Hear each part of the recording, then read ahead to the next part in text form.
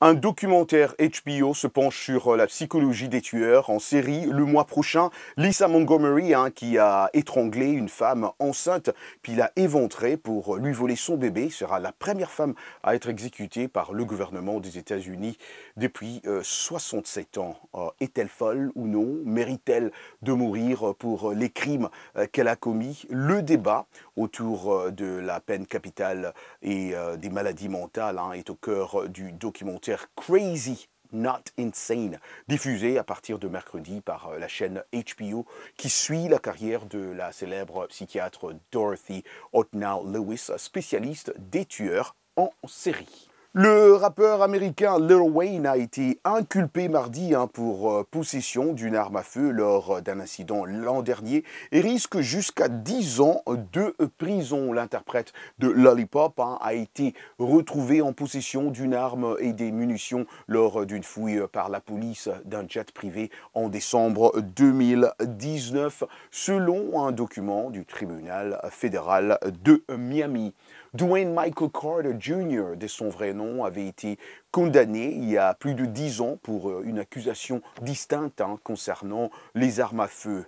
Or, la loi américaine interdit aux repris de justice de posséder des armes.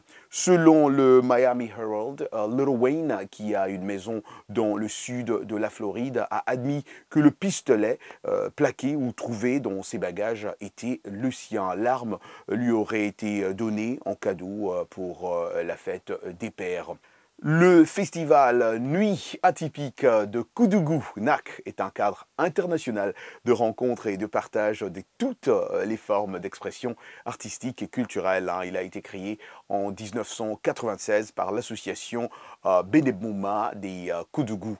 Et cette année, il célèbre ses 25 ans d'existence. J'ai joint M. Koudbi Koala, directeur du NAC, au téléphone. Suivant. En parlant alors de ce 25e anniversaire de Nuit de NAC, du 23 au 29 novembre. Exactement, une semaine. Qu'est-ce que vous proposez aux festivaliers qui vont être là? Qu'est-ce qui est prévu? Et ce que nous proposons aux festivaliers, c'est surtout des spectacles avec différents groupes du Burkina et de l'Afrique.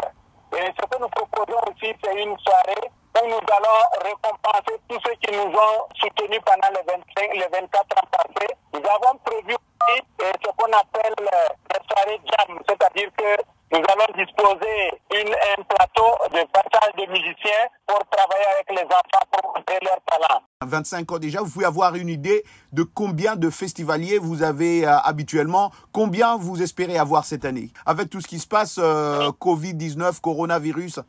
Vous avez vraiment raison. Compte tenu de la situation sécuritaire, nous pensons avoir plus de 50 000 festivaliers à cette édition. Et vous pensez faire respecter les mesures de distanciation, afin de se protéger contre le Covid-19? Le virus existe bel et bien au Burkina. Et pendant le festival, nous avons une commission spéciale pour faire face à ce Covid-19 en respectant toutes les mesures barrières. Et voilà, chers téléspectateurs, c'est tout pour Culture Hebdo de cette semaine. Bon week-end à vous, bon week-end à tous vos proches.